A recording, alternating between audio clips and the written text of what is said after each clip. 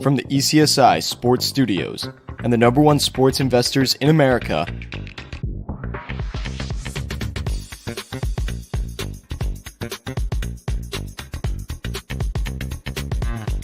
we bring you the closing bell. As the market closes, legends Jeff Dawson and Riley Magnuson bring you all the sports investing tips for tonight's matchups. If you want to learn more from the two legends at the desk, make sure you stay tuned to the closing bell. ECSI fans, you want to revolutionize your sports investing habits? Allow me to tell you about WagerWire. WagerWire is an app that helps you become a superior bettor by allowing you to sync all your sports books and track all your bets in one place. See your current action, your betting history, and stats. You could also sign up for sports books and collect bonus offers. Follow them at WagerWire on X, as it's the best account on the platform. Head to App Store or Play Store now and search WagerWire and download the app.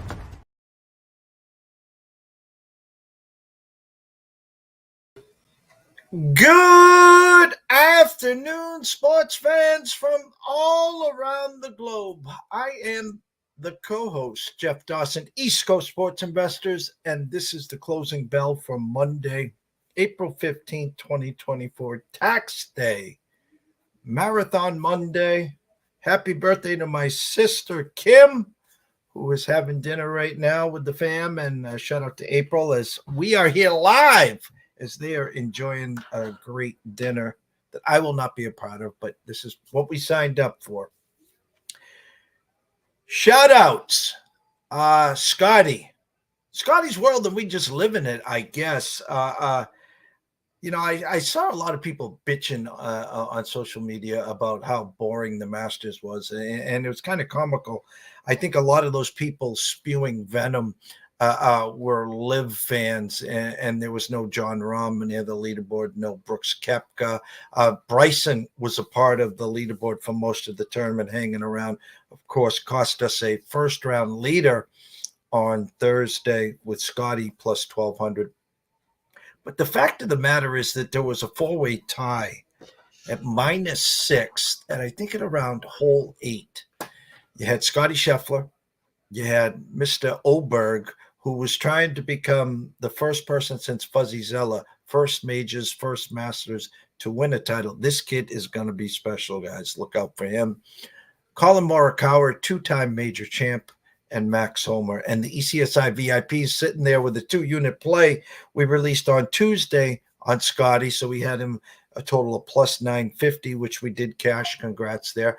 We had a Morikawa pre-flop at plus 5,000. We had an Oberg pre-flop plus 3,000. So for the ECSI people, it was an amazing tournament.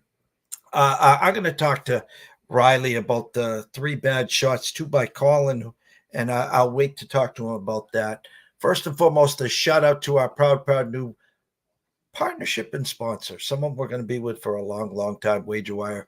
If you have not downloaded the app, please run to Google Play, Action, wherever you download this app, or your apps, I should say. It's free. Get on in, get excited, start to get comfortable with the app there, and scroll down to the bottom, download all the sports books that are available in your state. Take advantage of the free bets, the match plays, the promos, et cetera, et cetera, et cetera. And if you're looking to team up with the greatest team in the planet, WagerWire, send an email to affiliate@wagerwire.com. Tell them JD from ECSI sent you. Travis, Zach, Matt, Amber, Mindy, Mandy, the whole team, Jay Berry. It is a community you want to get in close with. And if not, shame on you. So without further ado, let's bring in my co-partner, Mr. Riley, Southside Magnuson. What's up, sir? What is up, my friend? Happy Monday afternoon. There's plenty of things to talk about today. Not a huge slate tonight. Obviously, mostly talking baseball tonight as far as what's going on tonight. But yeah, I mean, if you want to dive right into that Masters recap, we look like we were this close to having an all-time classic on our hands with 3 or 4 guys racing to the finish line on that back nine, and they kept mentioning it. I don't know. I'd be interested to talk to obviously, I'm not going to talk to them. Interested to hear the thoughts of those guys. You had the point where I can't remember exactly what hole it was, where Scotty has that huge roar, the type of roar that we, it's been a long time since we hear those types of roars. And then those guys kind of one by one fall apart.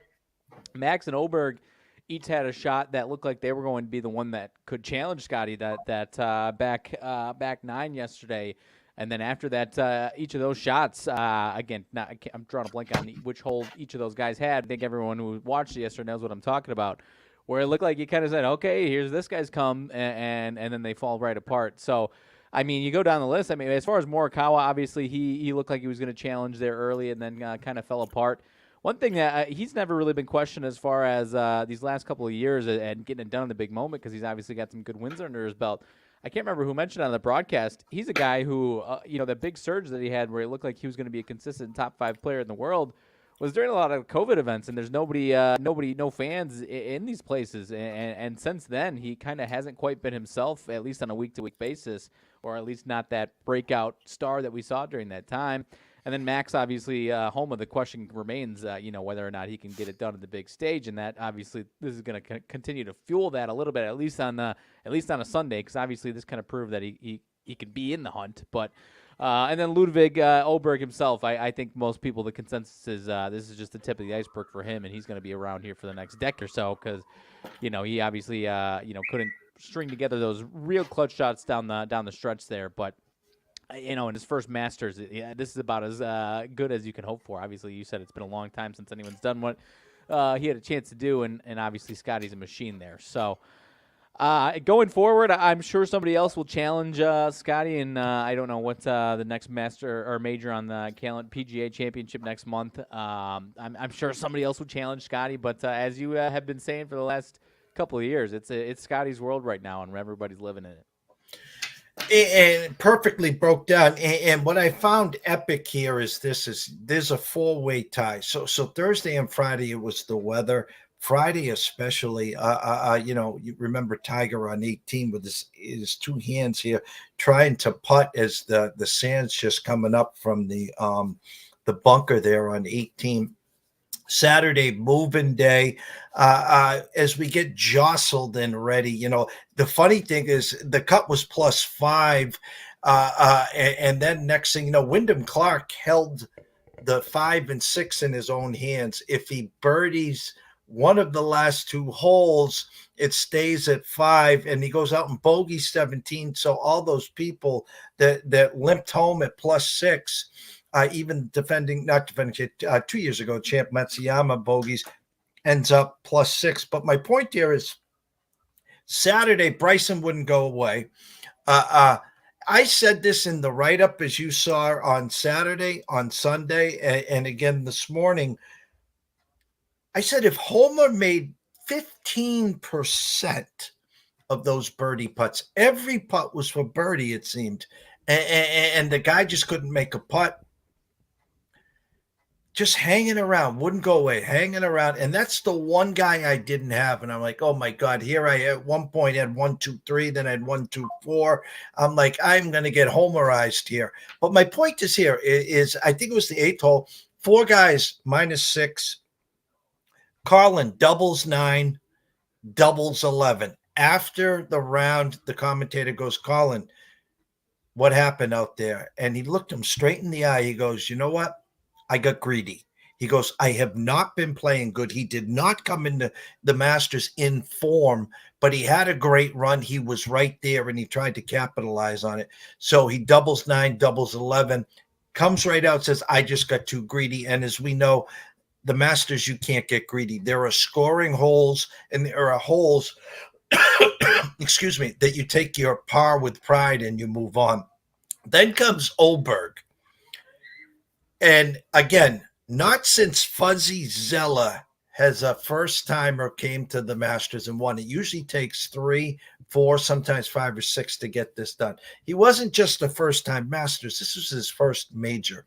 He's sitting there with the second shot on 11, the one thing he couldn't do, and I said that in the write-up, he was one duck hook away, and that's what he did. He duck hooked it into the creek, And then he didn't wilter and falter. He kept coming. He kept coming. Some of the shots this kid made, he has ice in the veins. No fear, no nothing. This kid is going to be something special. Opened up the gates for Scotty. There was a little breath of fresh air, and then Scotty became Scotty. Thanks for playing. Right, and it really, I mean, I know we talked about it on Friday. It really, I mean, the way some of these guys were playing that weren't quite in the picture Saturday and Sunday, had Friday been normal conditions, we would have had a handful of different guys, I think, in the mix of this thing. Because there was a lot of guys that played, Shoffley played, I think maybe the back nine he wilted a little bit, but Shoffley was kind of grinded a little bit and was keeping himself, finished top 10 there. And the one guy that he didn't mention, and I'm sure, nobody, because he was playing terribly up to that point, Hovland, who probably didn't know the cut line was helping himself out, had a easy, I don't remember if it was a par putt, bogey putt, and then does the, the hockey, deke back and forth a couple times there. Otherwise, if he doesn't do that, he's making the cut. And again, he didn't have himself in good shape either. And it wouldn't have mattered. But at least one guy, the one guy who should be kicking himself that he didn't make the cut, obviously, is that guy right there. And we talked Friday about JT, even par, going to 15, shoots +7 the last 4 holes to miss the cut there. The one surprise, and I'm going to use the word surprise, but I'm going to use the word shocker. I'm going to use the word shocker because there's always a couple people on Sunday that just put it together. Hatton had an amazing round going, and he wilted down the end. Tom Kim, -6, had the lowest score. But the one guy I could have guaranteed was going to fire, landed in the top 5, if not the top 30, was Xander Schauffele, and he did not fire yesterday, Riley. Right, and like I said, I was thinking of round 3 where he was he was 2 under in round 3, so I guess that's what I was talking about there, and really didn't have any fireworks 1 and 2 there, and maybe he played well, all things considered, on Friday, so had the conditions been normal, maybe he would have been a little bit in contender. And, to give credit to you were pretty spot on as far as Mr. DeChambeau falling back to the pack there with some ugly putts and a couple of mistakes there. So, and the one guy who kind of stayed under the radar the entire time, who finished tied for 6th, that's going to be a player in probably some of these other majors, is Cam Smith. Obviously, he's been on the Live Tour there. And again, he was steady for the most part, and then every time it looked like he was coming for a surge, would fall back to the pack a little bit there. So, he's at least somebody that if he keeps going and gets himself into better form in these upcoming ones, to be on the lookout for these next few majors here this year. And shout out to Jeffrey Benson at the Circa. If you guys are in Vegas and not placing all your wagers with those guys, shame on you. It is the Mecca. They run the best sports book, not just in Vegas, in the country. Hands down, Jeffrey Benson, Mr. Metcalf. Shout out to Derek Stevens over on Fremont Street. I was up early Saturday. You got an early alert on Saturday, breaking down the numbers. I said, call in position, look out. Oberg bullish, then not giving him away. And I talked about Scotty, of course. But something stuck out to me. I got up early Saturday morning. I looked at my Circa app, and Scotty was -123. I'm sorry, +123 to win it. He was -143 not to. So think about this. 59 golfers made the cut. The Circa, after 36 holes, was offering you only -143 for Scotty versus the field. So anyone that had 4, 5, 6 players invested and wanted a possible hedge out, their thought process was, shit, if I just take the -143 on Scotty here, I got the whole field, plus I got my 5 or 6 swings. So I reached out to Jeffrey Benson Sunday. I knew I wasn't going crazy. And I was like, all right, Mr. Benson, I want to know what's going on with the mad scientist. I was like, please explain to me what the risk room was thinking with Saturday's numbers. And then obviously Sunday he was -115. He goes, we were begging. We wanted the no. We were taking the position. We will do, and they did very, very well with a Scotty Scheffler win. It's interesting, and I'm glad you reached out to get the answer because I think after a certain – I mean, once if you told me pre-flop that people weren't interested in taking the whatever it was, 400, 450, 5-1, whatever you had on your book. That wouldn't have shocked me, but at the point where he's in contention after Friday, Thursday and Friday, or tied for or one back of the lead or one above the lead. People have been obviously a little not shaken up. That's not the right word, but haven't been as tuned into golf these last year. Plus, I should say the middle fan base that's not diehard fans, but they at least know that Scottie Scheffler is a freak of nature right now, and there's really no one else that's comparing to him. Especially, had John Rahm been in the mix there, I think that might have been a different story for some people, where they would have. John Rahm, who's in contention and in form, is maybe the one guy. Same thing with the Rory.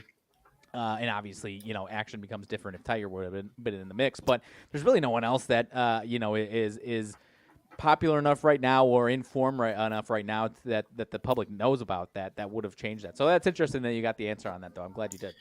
Yeah, and common sense there, Riley, and I'm glad you brought it up that way, is look what has transpired in the PGA this year. The 100 to 1s, the 200s to 1s, the 300 to 1s, the 450 to 1s. There's just, I think there's been a 2 weeks ago now, Batia was just under 100 to 1, 80 to 1 maybe pre-flop. And then there was a couple Scottie wins. My point is, no one in the PGA seems to be in the form right now. No one is locked and loaded. And you brought up a hell of a point. There was no Rorys, there was no Rahms, there was no Brooks, there was no one for anyone to gravitate to. Oh my God, allergy season, excuse me. So I think the thought process was, as I said on Tuesday in the alert, as I said on Wednesday with Brady Kannon, as I said on you with Friday, the metrics said to me, pure metrics, pure numbers, and people that I talked to, that potentially Scottie could lap this field. And I'm kind of curious, if it wasn't for the weather on Thursday and Friday, if he might not have just lapped that field, because we had the plus 1,200 on the first round leader, and Bryson goes out and shoots -7. And his best round in a major in his history, of all people to beat us by a stroke. I'm like, are you bleeping kidding me? But overall, it was a great tournament. Again, a lot of the big names weren't up there. The PGA will be good. We know the U.S. Open, it's, last man standing usually. Scottie, I think this week at the RBC is 4 to 1.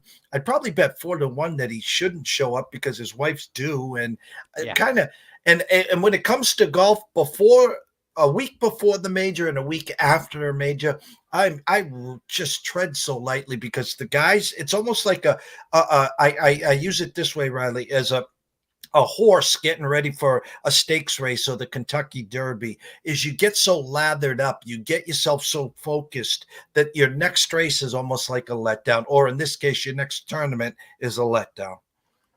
100%. And sermon would have been very applicable anyways. But like you said, if he didn't leave the Masters the other day because his kids, his wife's having a child, either it's going to be a newborn by Thursday, or he's going to be a lot more concerned that he needs to leave that one Thursday and might actually leave. I respect what he said. I'm sure Thursday, Friday, maybe Saturday, he gets the call and maybe he leaves. Sunday, if you're in the lead or within a shot or two, I feel like his wife wouldn't have even called him. I think she would have let him, wait a little bit and then have him be upset that she didn't call him until afterwards. I don't know your thoughts on that one. I would have been shocked if he would have left the course on Sunday with the lead at the Masters, trying to win his second Masters. Someone put a tweet out on Twitter, and I peed my pants. He goes, Scottie isn't going anywhere. They don't allow cell phones on the course. They can't get a hold of him. Yeah, I would have been a runner flying down the course telling him that at some point. Yeah, so no, I would have been shocked if that would have happened, even late Saturday. I mean, maybe Saturday, but anyways, I digress. As you said, the Red Sox, I got the shirt on, the Boston Strong marathon today. Red Sox 0-0 through 6 and end up losing 6-0. Major collision with O'Neill and Devers in third and left field. O'Neill leaves the game. Red Sox, it's not going to be a fun summer for me, like your White Sox. Before we get into tonight's schedule, I have to say this.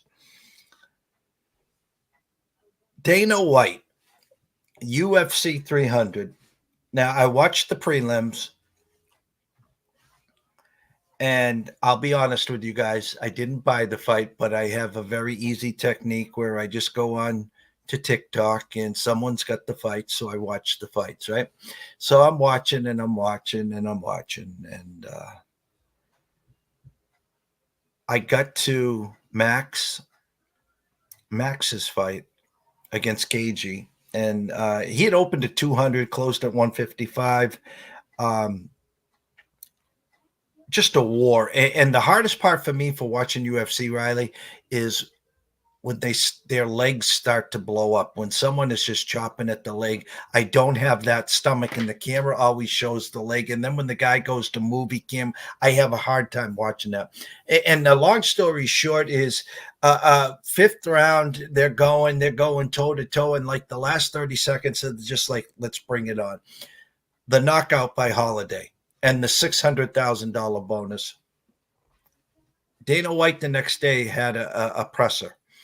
And because there was 2 more main event fights left, he goes, it was like the wind out of after that fight just got sucked out. He goes, it was like the biggest adrenaline rush ever, and everyone was out of gas. And here's where I'm going with this. Dana White said the most all-time classic one-liner in the history of sales. Someone asked him, Dana White, what do you do for a living? And he goes, I sell oh shit moments. And that's exactly what he meant, was that knockout right there. The oh shit moment. You look at Cormier, you look at Joe, you look at the faces like, oh my God. And Dana says, whether you were sitting at the bar, whether you were sitting on the couch, you will remember where you were sitting in that oh shit moment.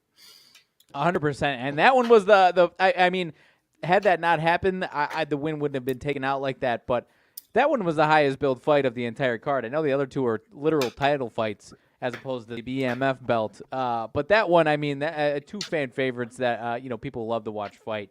And then that happens, and then you almost have to assume that the next 2 aren't going to live up to that by any means, because there's been I was watching it with some friends, and we were talking of. There's been other moments where, there was fights like that are, the oh shit moments. And then the one after that is you're either you don't care as much because that was the fight you wanted to see, or now you're begging for a fight that is destined for, ground and grappling to have some fireworks. So, no, and then the women's fight, Zhang Weili, that one was, she was a bigger favorite anyways. So I think a lot of people expected that one to not have some fireworks.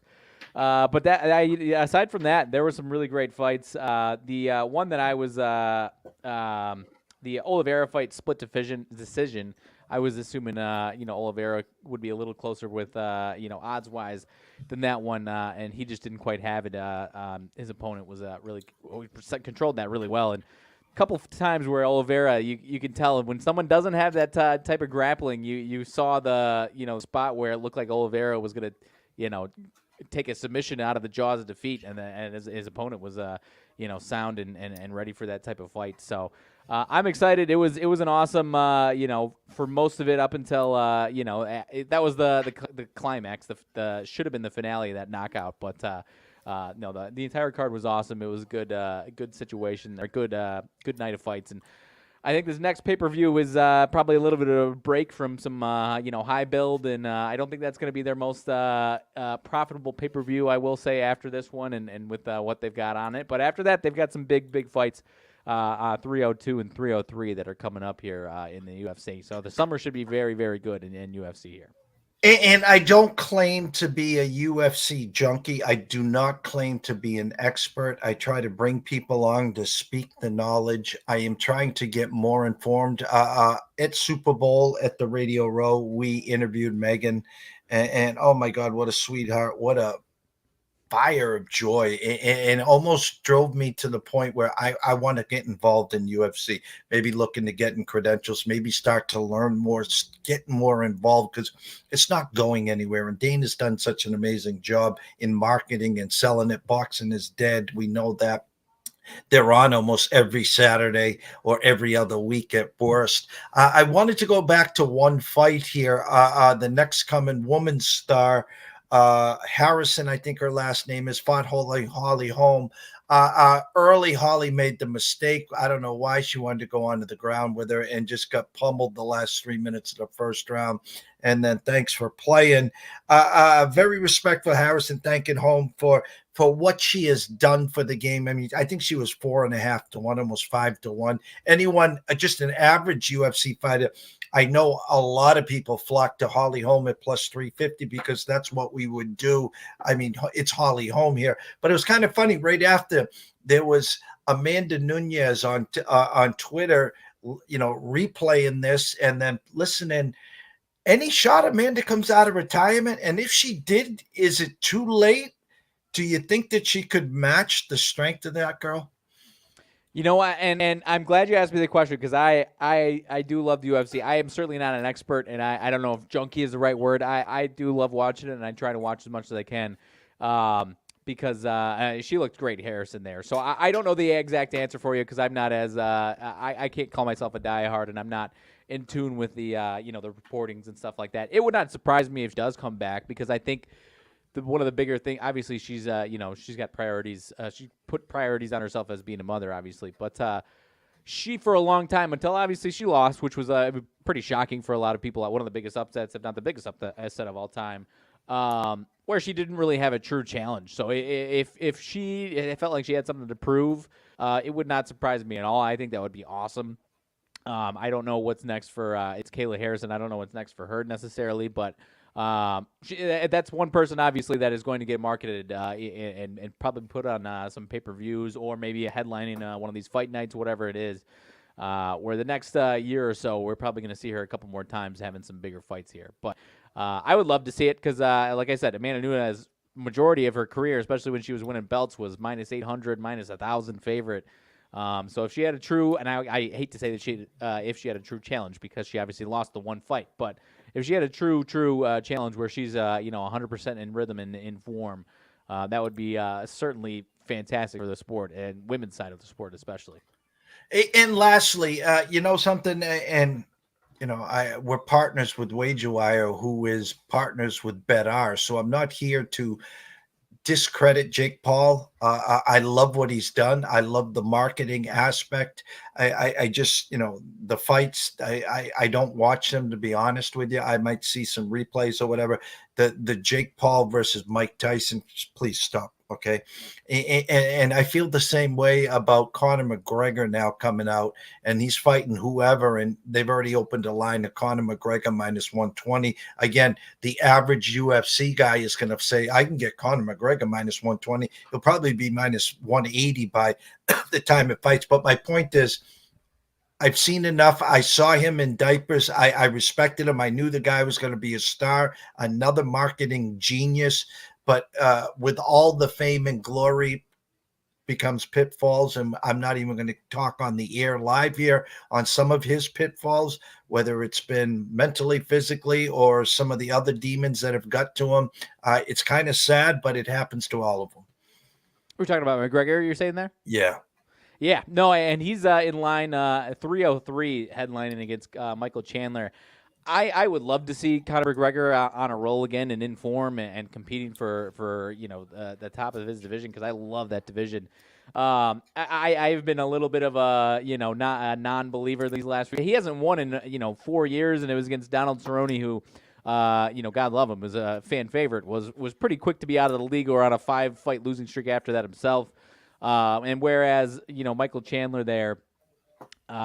Himself obviously came onto the the UFC scene was in huge fashion with a sick knockout against Dan Hooker, and he's 1-3 since then. But his losses are a title fight against Charles Oliveira at the peak of Charles Oliveira's power, arguably.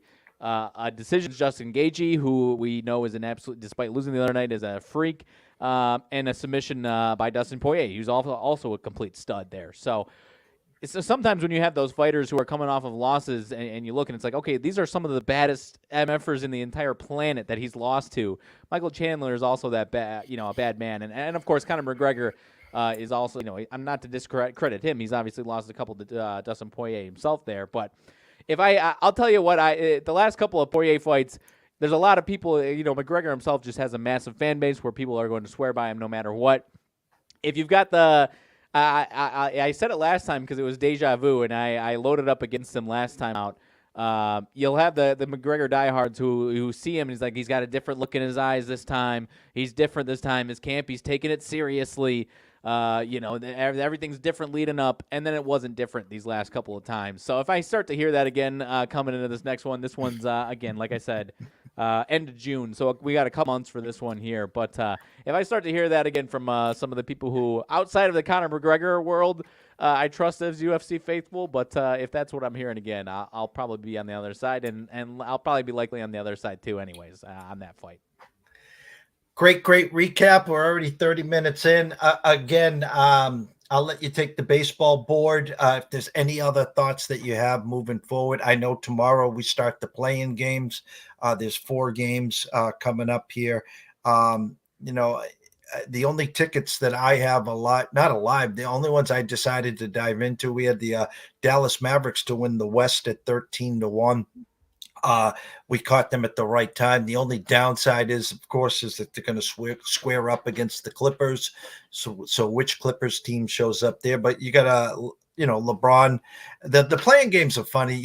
We almost can lose the first game and then strategically place yourself where you want to get and win the next 2 to face a lesser opponent. So again, that's tomorrow. But we got baseball. Whatever you want to talk about, I'm here. So. Yeah, well, I'll go right into baseball. I could see the Heat kind of doing that a little bit with the Sixers team on the road and then repositioning themselves to take on either the Bulls or the Hawks coming into Miami in that game. I almost expect that to happen. Obviously, if they come out and they look great and take care of business, then more power to them there. But and obviously there would be some incentive to getting the 7th seed and avoiding Boston right away, I suppose. So maybe I'm wrong with that. But if they're just trying to get into the dance, then worth a good shot of keeping yourself fresh against one of these Bulls or Hawks teams there. So, but obviously my Bulls are I think they're licking their chops to get some revenge on the Heat in that game there. But we'll see there. So, let's bounce around into the MLB. Like you said, 1 game already done and in the tank. We can start with this one so I don't blow past it. Halfway down the string there. My White Sox are home 2-13. Ugly weekend on the mound for the White Sox against Cincinnati. You had it correctly. I believe it was Friday with a boatload of runs against Chris Flexen. The barrage continued for the most part all weekend long. 5-0 Cincinnati Saturday, 11-4. Yesterday, Kansas City actually loses a series in New York to the Mets this weekend. 2 of the losses, only 1 run scored there. So now heading into Chicago, Nick Nashirini on the mound, MLB debut for the White Sox. Don't know a ton about him. Obviously unproven and not sure what to make out of that. Lugo for the Royals has been on paper, keeping the runs off the board, been very, very good. I think this is a time for maybe some Lugo. I don't really know what to expect out of the White Sox pitching staff here. I obviously don't have a ton of faith just on a day-to-day basis right now, but from the pitching staff. But Seth Lugo, 3 starts. I think 3 runs allowed total. Last 2, a lot of hits allowed and was able to get out of damage. Do we think this is a good time for some Seth Lugo regression and somehow, some way, this White Sox off to put up some runs today, my friend?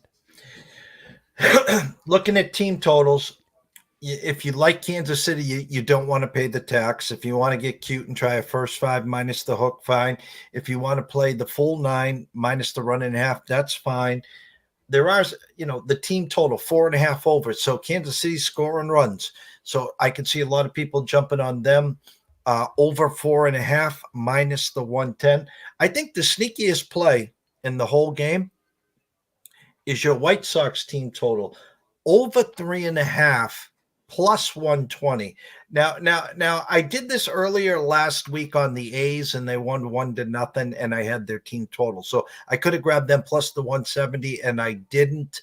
But again, I think this is a perfect spot. I don't have to worry about the starting pitchers.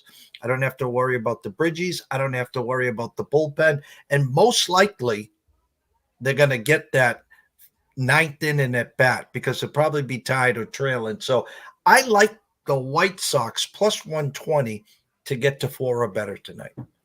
We're on the same page there, my friend. And obviously, you're kicking yourself when you take a bad team total and then they just win 1-0, 2-0.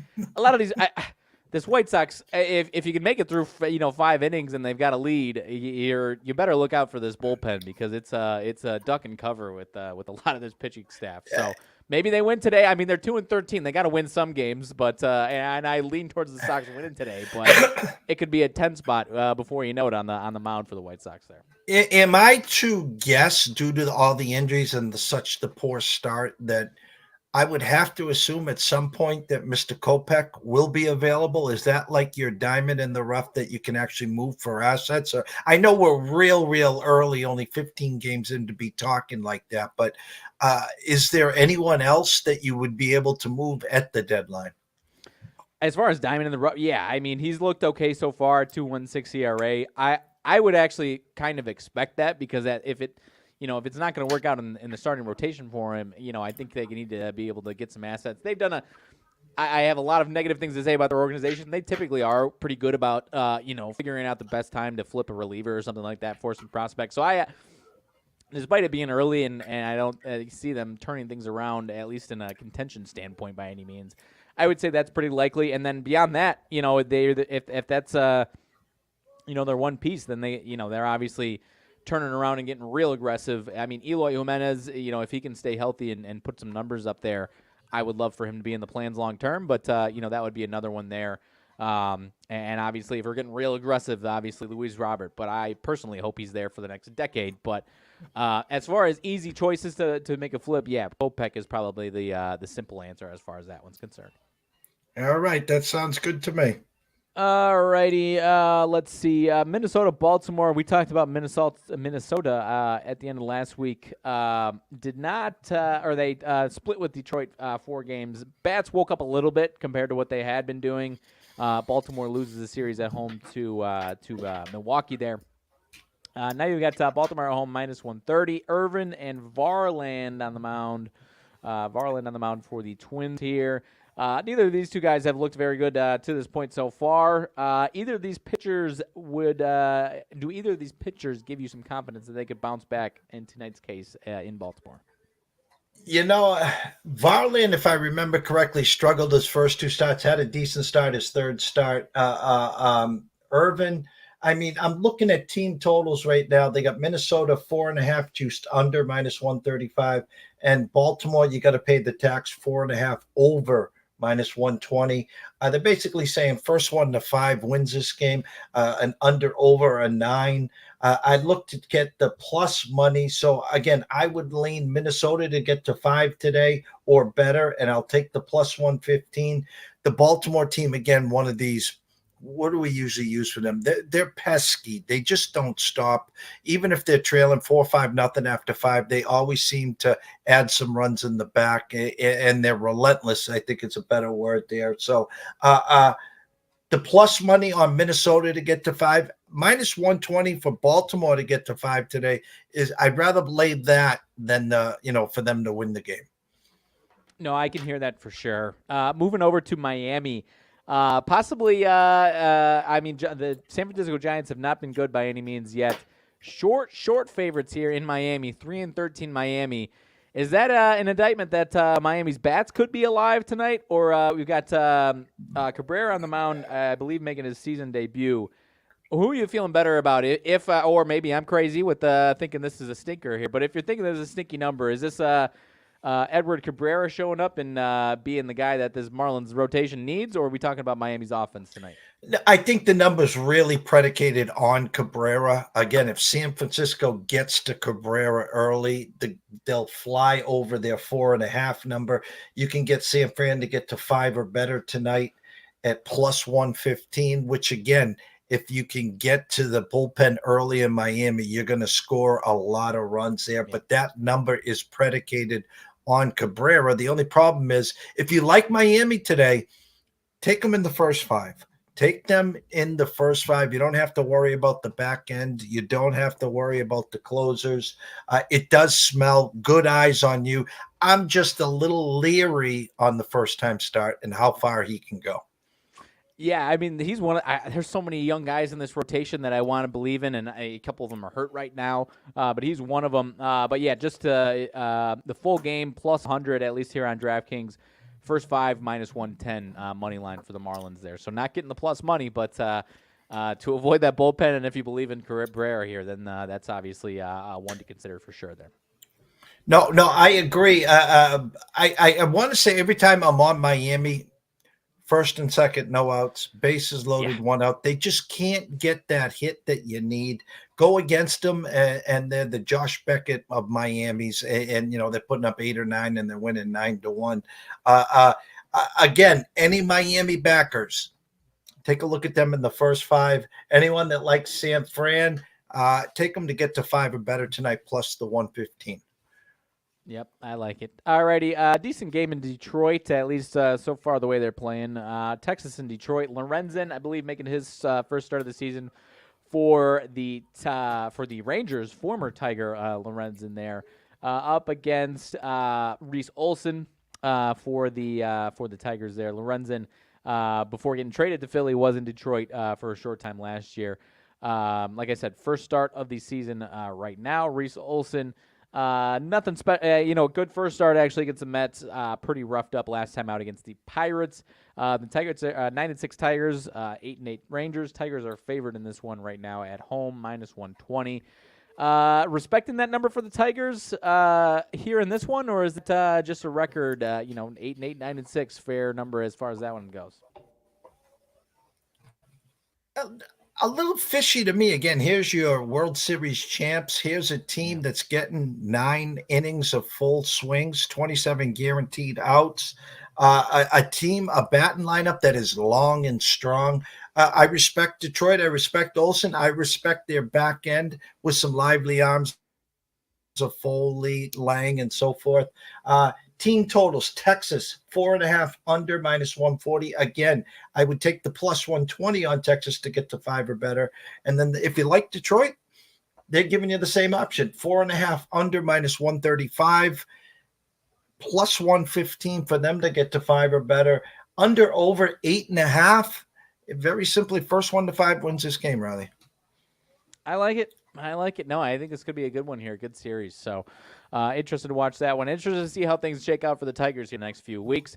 Another team that has been maybe kicking above their skis a little bit so far, still nothing special, but Angels at the Rays, 7-8 Angels, no Ohtani in the lineup anymore, just Rendon and Trout. Rendon, nothing special so far. We'll see if he wants to play 162 or not this year, but Trout, decent start so far.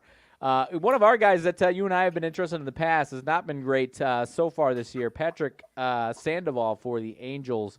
6 hits, 4 earned against Tampa Bay last time out. So he's seen this will be the second time in a row seeing Tampa. Short start to open things up in Baltimore, inning and 2/3. A little bit of a bounce back after that. So not great. A guy that I've liked, and I know unless I'm thinking of somebody else, this is a guy that you have liked also in the past, I believe, here in Sandoval, right? Up against Eflin for the Rays. Also seeing the Angels for the second time out. 9 hits, 5 earned runs last time out. One decent start in early April against the Rangers. 2 out of 3 bad starts here. Are we feeling good that this might just be a good pitcher's duel, or an 8.5 total? Is one of these guys going to get roughed up again here tonight? We were on the good game for Eflin. I like the Rays bats opened up yesterday. I like the Rays minus the hook in the first 5 tonight. I think you get a good bounce back spot on Eflin. Hopefully you can get a couple runs early for the Rays. Team totals, Angels 3.5 over, minus 120. I actually like the Angels not to get to 4 or better. So I like the under 3.5 at even money there. And for the Rays, 4.5 under, minus 125. I won't go for them to get to 5 or better, plus the 105. Again, I like them tonight, first 5 minus the hook at plus money. And I also like the Angels team total to stay under 4. I like it. I will go and add on my home run pick of the night out of this game, my friend. I'm trying to find the odds here, up-to-date odds here. For the Rays, Mr. Isaac Paredes plus 550 to hit a bomb off of off of anybody, but in my opinion, potentially off of the Sandoval. 5 for 9 lifetime with a bomb. Home run yesterday, swinging it pretty well right now. I'll go Isaac Paredes to have a home run in Tampa tonight, my friend. I like it.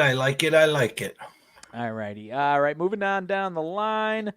Next one up, let's see here. Yankees in Toronto. Yankees 12-4, obviously playing very well right now. In Toronto for Chris Bassett, Gil on the mound for the Yankees there. Toronto 8-8, obviously still not breaking out of this middle pack spot that they've been in. Decent weekend at home against Colorado. Had to take care of business, 2 of 3 there. 5 runs each of the last 2 days there, so the bats were, fair at what you would expect, I guess, against this Colorado team. Yankees going to Cleveland, take 2 out of 3. Bats, even in the loss, lose 7-8 yesterday, so the bats were alive for the most part yesterday. Yet I guess I'm seeing different lines here. On DraftKings, it's nearly a pick'em. Other spots have minus 115, 116 for the Rays here. Are we respecting this Jays team against this 12-4 Yankees team tonight? I was wrong. Last time I think Bassett pitched, we went against him in the team total. I'm going to go back to the well here. Yankees team total over 4.5 at plus 105. And I will go with Mr. All Rise and Mr. Judge to hit a homer tonight. All right. I can get behind that one for sure here. Yeah, Bassett, good last time out, not so great the time before that. So, yeah, I could see this going a couple different ways this time tonight in Toronto. The Pirates 11-5 in the at the Mets 7-8 here. Martin Perez for the Pirates has been good so far. 3 starts, 1 earned run in 2 of the 3 there, 2 earned runs in the other one there. So he has been a really bright spot so far in this Tigers rotation after kind of a regression year last year. After I think he was at actual All-Star in 2022 with Texas against Adrian Hauser for the Mets last time. Last time out, 5 earned runs on 8 hits against Atlanta. Hauser, if you don't remember, was in Milwaukee for a handful of years. Before this one, are we believing in the Perez train, or is there a point here where we can maybe expect some Perez regression? Yeah, we're waiting for the Pirates regression. Shout out to Mr. Consig, the mayor of Vegas, Dave Sharapan. Shout out to his wife, Jess. Hope speedy recovery there. Had surgery today. Prayers from the Cape. I'm looking at this game, and Martin Perez go against him, and Cy Perez go with him, and he blows up like a wood tick. I think tonight, he blows up like a wood tick. I like the Mets team total over 4.5 plus 120, and I like Pete the Meat Alonso to go yard as well. I like it. I was going to add in, me with my lifetime stats. I was going to add in Starling Marte. 4 for 8 lifetime off of Perez with a homer, and I think he had a 3-hit game over the weekend, Marte did. So I'm going to go Starling Marte to add one in. He's got a couple bombs this year. I'll go number 3 for Starling Marte tonight. Plus 650. You said, did you say Alonso? Is that what you said? Yeah. Yep. 4-1 for Pete Alonso. So I do, I could see that one for sure as well, my friend. All right, moving on down the line. San Diego, Milwaukee. 9-9 San Diego, 10-4 Milwaukee. You've got Musgrove on the mound for San Diego. Has not been great so far. Ross on the mound here for the Brewers. That is Joe Ross. Has been good in fairly, at least on paper, limiting runs. 10 runs total, 2 earned runs allowed for Joe Ross there. Musgrove himself, 4 earned runs last time out. This is actually his 5th start. He's got a little more. He started one of those games over in Korea there. So this is 5th start actually for Musgrove. 1 good start against St. Louis here a couple starts ago, but aside from that, has not been himself, or at least what we saw of him last couple of years here in San Diego. Any life for Musgrove here tonight, or are we kind of treading lightly on this Padres team here in Milwaukee? This game is the stench of the night, and I'll tell you why. I had a couple of our sources that had San Diego overnight minus 135. and I'm scratching my head. Here's Milwaukee 10-4. Here comes San Diego. Musgrove has not been good. And what's the other big tell here? San Diego played in the late Sunday night game in LA and now travel to Milwaukee. So something's got to give here. So I'm going to go with the overnight number. I'm going to go, I lean San Diego. I'm going to go team total over 4.5 plus 115. I like San Diego first 5. And I'm going to go with Mr. Fernando Tatis to go yard. Okay. I can get behind a little Tatis action there. He's got a few under his belt already, obviously. Obviously, I think we're at least Milwaukee's offense. We are waiting on some regression from them as well. They had a good weekend in Baltimore, good week in Cincinnati last week. So I can get behind it, my friend. I am waiting for this Milwaukee regression. So those ticket prices come down. I get a nice easy trip up to Milwaukee for some good baseball action there. Atlanta, Houston, the next one up. Houston 6-11. Let's see. Last time out, or this weekend, I should say, nice bounce back series win against Texas. Big one there to ease the sails a little bit. 2 out of 3. The offense was alive. 8 runs or more in each of those 3 games. Now they've got the Braves coming to town, obviously, who have been ho-hum for the most part. But obviously Spencer Strider out for the entire season is not helping their contention prices, I would imagine there. Pitching matchup in this one is a little weird for those who are not tapped into these organizations here. You got Darius Vines, who I believe is making his not his MLB debut, season debut. Pitched only 5 times for the Braves last time out, last year. And it was okay. And now you've got Spencer Arrighetti for the Astros, making start number 2, 3 innings, 7 hits, 7 earned runs last time out. Anything to see here with this, unknown pitching matchup for the most part here? I do know that the world's on Atlanta. I do know the world loves them to get the under overs 10.5. The true number was 9.5, so it's already been juiced up to 10.5. Atlanta to get a touchdown today, over 5.5 even money. I know a lot of people are on that after Arrighetti's last performance and Houston's woes at home. The problem is that you got to pay a tax for them to get to 5 or better. Over 4.5 minus 140. Thank you, but no, thank you. I won't lay that juice. So when everyone's expecting that high scoring game, generally doesn't come. I think maybe Houston is undervalued today, number 1. And I'm trying to think lefty here. I'm going to go Alex Bregman for a homer tonight. I can get behind that. I don't think he's got any yet this season, so he's obviously due for one. Let me double check that I'm not wrong with that info. I don't think no homers for Bregman this far. He had a decent weekend though. He's got a 4-game hit streak, had 3 hits against Texas early in the week. Actually, he didn't even play over the weekend there, so he's got a 4-game hit streak, but he got the weekend off. A little banged up there, but due for a homer, and not a bad month so far at the plate. Just no homers there, so I can get behind it. I won't go for it tonight, but at some point I'll be throwing my man Jose Abreu back in the ring for a homer. I won't go there tonight though. But that was my second guy. I was thinking of you. I thought I left the door open for you, lefty versus righty. This was your perfect spot. Yeah, I'll leave it on the desk for today. He's still getting himself going. It has not been pretty since leaving the South Side there for him, unfortunately, sadly there. We'll take him back with open arms. Whether he wants to come back or not, I don't know. But all right, only a few left here. Cubs and Diamondbacks, good, decent series here. Ben Brown on the mound for the Chicago Cubs. Early in his career, this is his 4th start of his career. Made his debut earlier this year. Ugly one against Texas. Couple of decent ones, 4 4 2/3 last 2 times out. So, and those were 52 and 72 innings pitched there. I'm getting an update about the Cubs as I'm speaking here, so I apologize if I'm breaking this one up. Rough one for the Cubs, according to Jeff Passan here. Seiya Suzuki and Michael Busch have been the team's 2 bright spots. Suzuki strained an oblique on the left side in spring training last year. I'm sorry, this must have been a story, so I might just be regurgitating nonsense here. Okay, Seiya Suzuki to the 10-day IL, so I apologize. I did not land the plane on that one there. But obviously tough for their offense there. But Ben Brown, still a little bit of an unknown, still getting going here in his early portion of his career.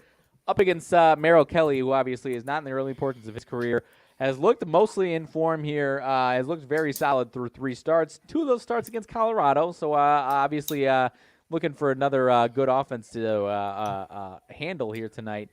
But Diamondbacks minus 150 at home against a tough Cubs team. I told you I think they're going to be as steady as anybody in that division all season long.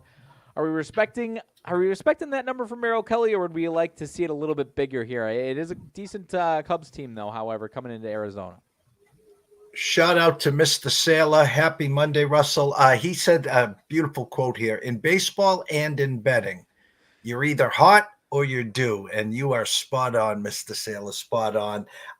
All year, the Cubs are going to gain steam. They're going to gain money. They're very well respected, so they're not going to get burnt by the Cub backers. Yeah. If I was going to jump into Arizona tonight, I would take a look at them first 5 minus the hook, get that at a little plus money there. Their team totals, the Cubs over 3.5, minus 135. I'm sorry. Yeah, minus 135. They're baiting you that they get to 4 or better. I might take the cheese and say Cubs team total under 3.5, plus 115. They don't get to 4 or better there. And for Arizona, 4.5, under or over, minus 110. Under over is 8.5. So I like the under 8.5 tonight. I like the Arizona to win the first 5 by, minus the half run there. And I like the Cubs to stay under 4 tonight. Okay. I can get behind that, my friend, as well. Next one up, waiting on the Mariners to break out of this early season struggles that they have had. Not a great weekend at home against the Cubs themselves there. But they've got George Kirby on the mound against Frankie Montas for the Reds. Montas has been pretty solid so far. Last time out, 5 runs allowed total, 3 of them earned against Milwaukee in Cincinnati. George Kirby, great first start of the year, 6 2/3, 2 hits, no runs against your Red Sox, and then a couple of ugly ones, 8 earned runs and 5 earned runs against Cleveland and Toronto. But we've got a flat 7 on the total here with this one, my friend. Are we expecting a big bounce back from George Kirby tonight? And obviously maybe a low-scoring game altogether here in this one as well? I don't know which Kirby. He got us opening day. He got us the other day. He was betting favorite against the Sox. It smelt to high heaven against Frankie Montas. 2 good young teams. A flat 7. They're expecting a pitcher's duel. Either team to get to 4 tonight. Cincinnati would be plus 120. You'd have to pay a 25-cent juice on Seattle. Their offense has been anemic. I saw on Twitter. Was it 2 outs in the 9th? They J-Rod, they put him into pinch run, and he gets picked off to end the game. So a team that's just struggling right now. I'm not buying either side. I mean, the value's on Cincinnati, and when I say that, Kirby will be Cy Kirby. So I respect the 7. And I don't bet under overs most of the time. If I had to go either way, I believe it or not, I'd go under 7 here.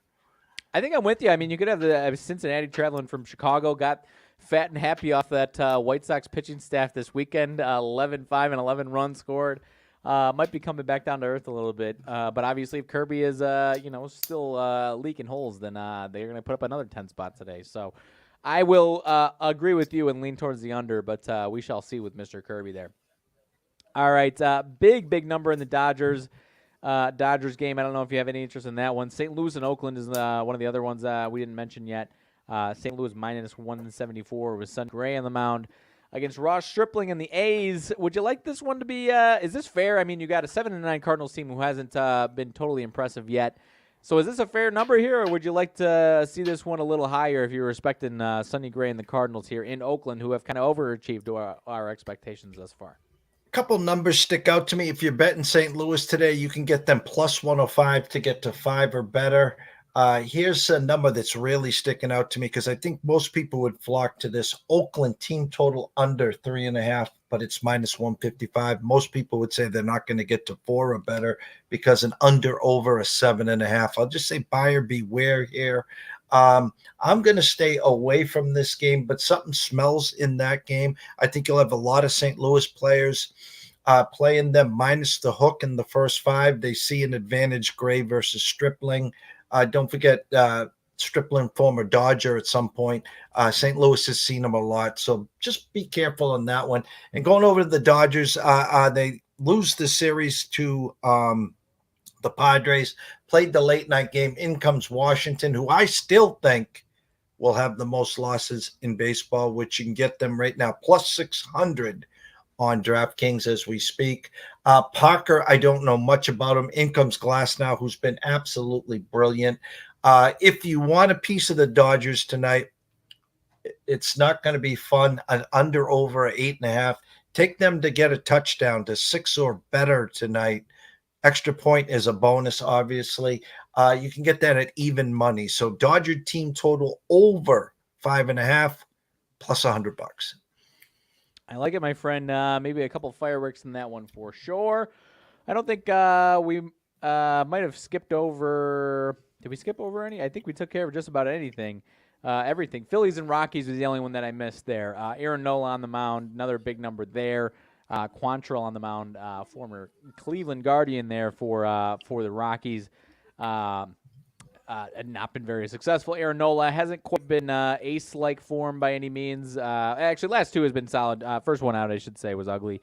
Bounced back well last 2 times out. Anything to see here, or is this an easy Phillies win against an ugly Colorado team here?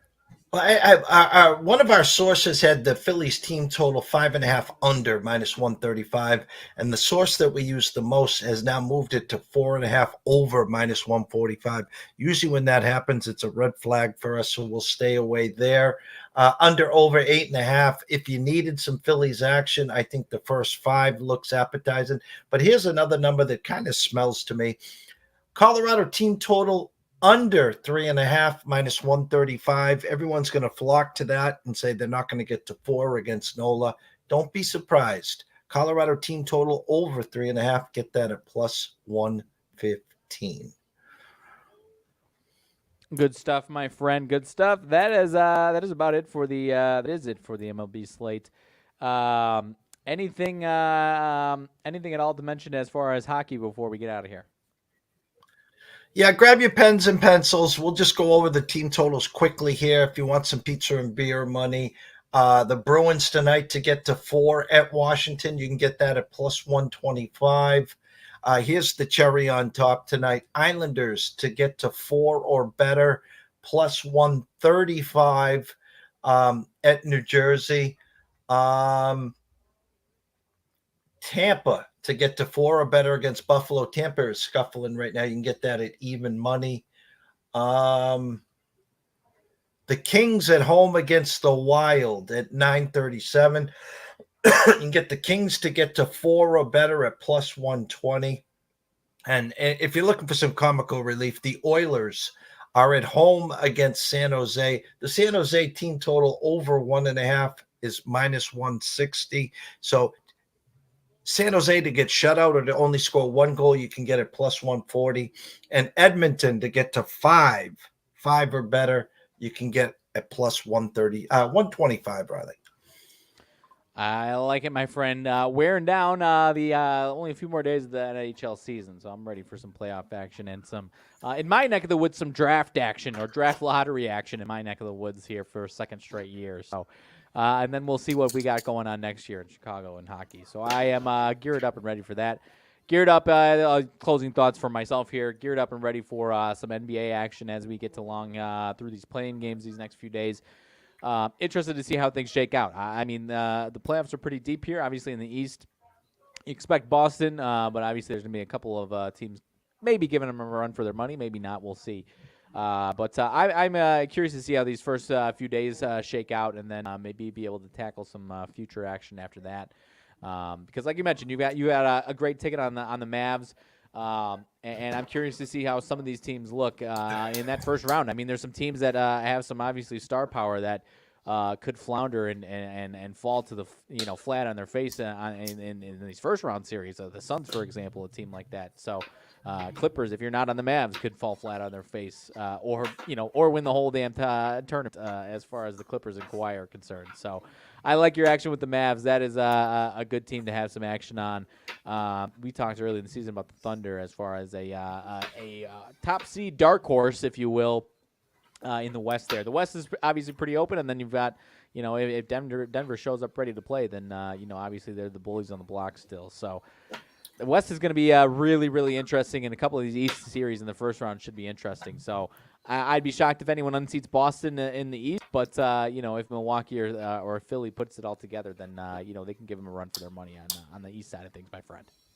Yeah, and the Wild Wild West, let's just say the youth movement, meaning we're not expecting deep runs by the Lakers. We're not expecting deep runs by Steph and Golden State. You have the OKCs of the world, the Minnesotas. You have Dallas playing great ball right now. Which Clippers team shows up? And, of course, most people expect Denver versus Boston in the championship. So again, the way since the Super Bowl is gone, just look at Dave Portnoy, 500,000 on Mahomes to win the Super Bowl. Then prior, he had his alma mater, Michigan, to win the national title. He comes back with UConn before the tournament started, plus 360, and he parlays it on Scottie Scheffler. So a lot of the books are crying that the favorites have been coming in the big games and the big spots. Wouldn't be shocked to see Denver versus Boston, but that's why we play the games, Riley. Yes, sir. And I'm interested to see the play-in games in the West, how they shake out. I mean, I would be shocked to see anyone unseat Denver, but as much as I think OKC is really good, if any of these play-in teams have a great week, I mean, they could beat OKC in a 7-game series there. I mean, the Pelicans should have been in the top 6, kind of botched their chances of being in the top 6. But I don't know. Some of these teams, OKC, as much as they could be on a deep dark horse run that nobody's expecting, despite being the 1 seed, they could also get unseated in that first round there. So a lot of back and forth and wishy-washy for myself there so far. But it's going to be a good playoff. We're going to have some good series here in the first couple of rounds, in my opinion here. No doubt. The goal tomorrow, unsure at 10:30 Eastern, if Travis from Wager Wire will be here. So all the people from Wager Wire, I will have that up on my timeline if we do connect and do have a show with the CXO, Travis Geiger from Wager Wire. Afternoon open, potentially a baseball show with Scotty Webb. And then, of course, myself and Riley will be back between 4:30 and 5, somewhere in that area for the closing bell. We'll talk the play-in games there. As, again, the NHL has just 4 games left. The NBA now moves into their play-ins for the playoffs. And, of course, we'll have MLB. So, for myself, Jeff Dawson at EC Sports Investor, one and only Riley Magnuson at Riley_Magnuson, the one. We wish everyone a blessed evening. It's Monday. Enjoy yourselves. To the ECSI VIPs, congrats. Hope you're enjoying Envelope Monday with UConn. We had as high as 10-1 to some futures, and then we come back with Scotty, 2 units, plus 975 altogether there. So it was a great weekend. 9-4 graded on our 13th selection. So big week for the VIPs. And everyone, thank you so much for watching and supporting us, and we will see you tomorrow.